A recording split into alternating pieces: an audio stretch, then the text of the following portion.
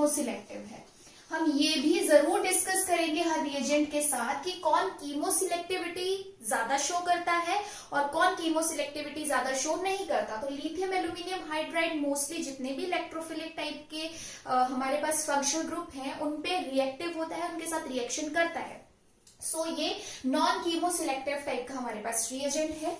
After that अगर इसकी यहाँ पे मैं स्ट्रक्चर की बात करूं तो ये जो एल्यूमिनियम हाइड्राइड है ये आपके पास कुछ टेट्राहेड्रल टाइप का स्ट्रक्चर शो करेगा। ठीक है, ये हो गया नेगेटिव और ये हो गया लिथियम पॉजिटिव। इस तरीके से हमारे पास टेट्राहेड्रल टाइप का स्ट्रक्चर है।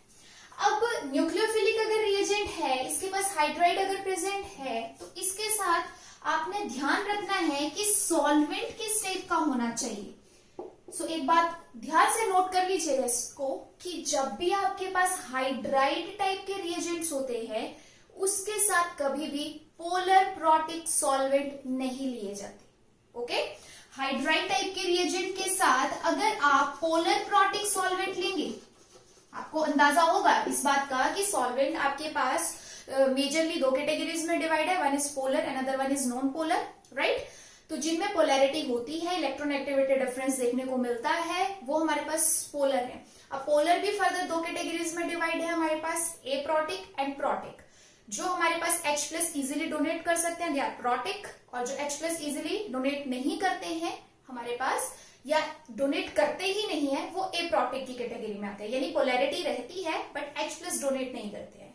ओके, तो अगर आप पोलर प्रोटिक सॉल्वेंट लेते हो यानी जो H प्लस इजिली डोनेट कर सकते हैं, तो आपके पास जो लिथियम एल्यूमिनियम हाइड्राइड है वो जनरलाइज्ड और बेसिक मैकेनिज्म से काम करेगा ही नहीं, वो हाइड्रोजन गैस इवॉल्व आउट कर देता है।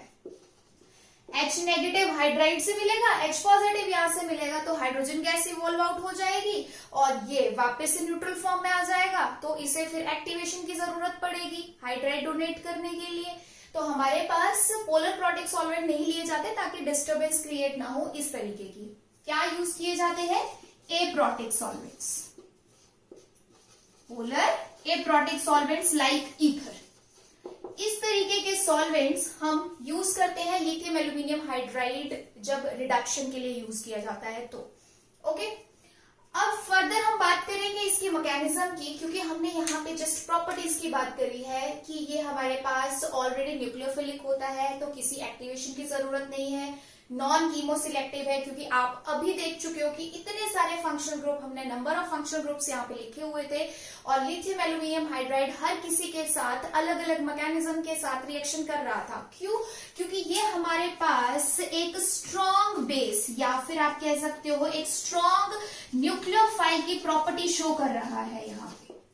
Okay, because it can donate it's electrons, तो ये हमारे पास स्ट्रॉन्ग बेस है, स्ट्रॉन्ग न्यूक्लियोफाइल की। स्ट्रॉन्ग बेस हम क्यों कह रहे हैं, क्योंकि जब आपके पास यहाँ पे हाइड्रोजन गैस इवॉल्व आउट हो रही है तो ये बेस की तरह H माइनस दे रहा है और सबस्ट्रेट से अगर उसे H प्लस मिल सकता है तो एक एसिड बेस रिएक्शन हो जाती है हमारे पास।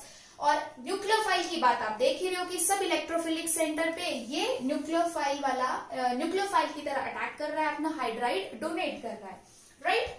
तो अब स्टार्ट करते हैं इसका मैकेनिज्म।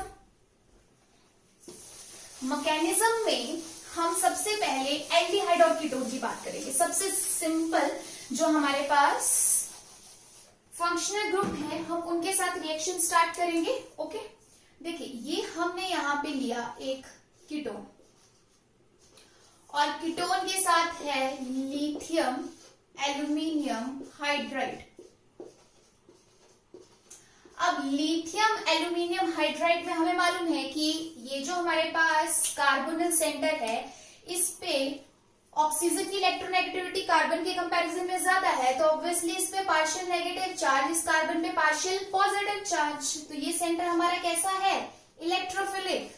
रिएजेंट हमें क्या प्रोवाइड है, न्यूक्लियोफिलिक। तो हमारे पास रिएक्शन इजीली हो सकती है क्योंकि बहुत बेसिक कंसेप्ट है, इलेक्ट्रोफाइल इलेक्ट्रोफाइल के साथ रिएक्ट नहीं करेगा, इलेक्ट्रोफाइल न्यूक्लियोफाइल के साथ ही रिएक्ट करेगा और न्यूक्लियोफाइल इलेक्ट्रोफाइल के साथ रिएक्ट करेगा। हमेशा इलेक्ट्रॉन्स का फ्लो कहां से, न्यूक्लियोफाइल से इलेक्ट्रोफाइल की तरफ होगा, because nucleophile can donate electron and electrophile can accept electron in its vacant orbitals और वैकेंसी जो भी अवेलेबल है। तो यहां से हमारे पास ये H नेगेटिव बहुत इजीली डोनेट कर सकता है इस इलेक्ट्रोफिलिक कार्बन पे।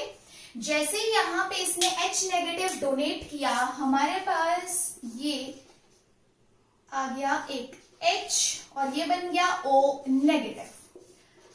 O नेगेटिव बना तो हमारे पास यहां से बाहर क्या जाएगा, AlH3 माइनस AlH3। तो अगर आपके पास AlH3 जा रहा है, इट मीन्स अब इसके ऑक्टेट में कंप्लीट इलेक्ट्रॉन्स 8 नहीं है। कितने इलेक्ट्रॉन्स है इस वक्त एल्यूमिनियम के पास, 6 इलेक्ट्रॉन, यानी इसका ऑक्टेट कंप्लीट नहीं है।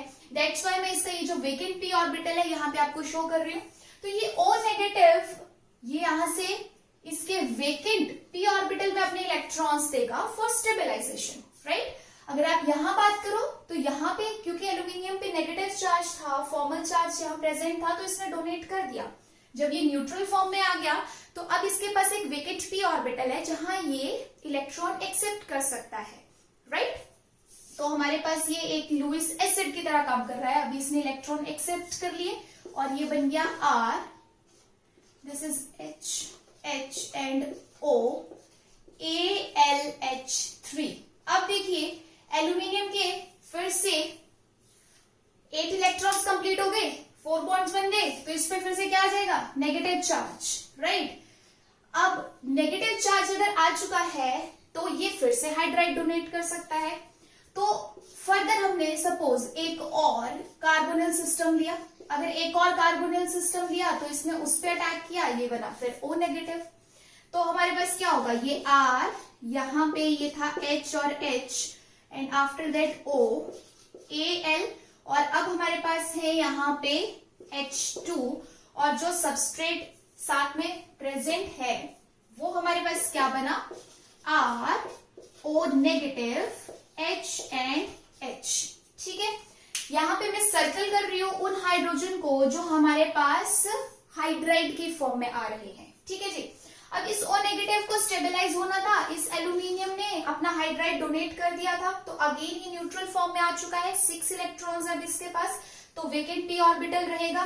ये O नेगेटिव इस एल्यूमिनियम के साथ फिर बॉन्ड बनाएगा फॉर स्टेबलाइजेशन। जैसे ही इसने यहाँ पे ये बॉन्ड बनाया, अब आप क्या देख रहे हो कि R then carbon then oxygen के साथ aluminium, R carbon then oxygen के साथ एल्यूमिनियम, ठीक है। दो हमने मॉइटीज यहाँ पे कीटोन की एल्डिहाइड की हमने यहाँ पे रिएक्ट करवा दी है। बट आप क्या देखोगे कि जब आपने ये R O AlH2 के साथ एक और O carbon and after that next आपके पास यहाँ पे है oxygen then carbon and after that R and H, extra carbon हो गया यहाँ पे, wait, aluminium oxygen and after that this carbon and H, ठीक है।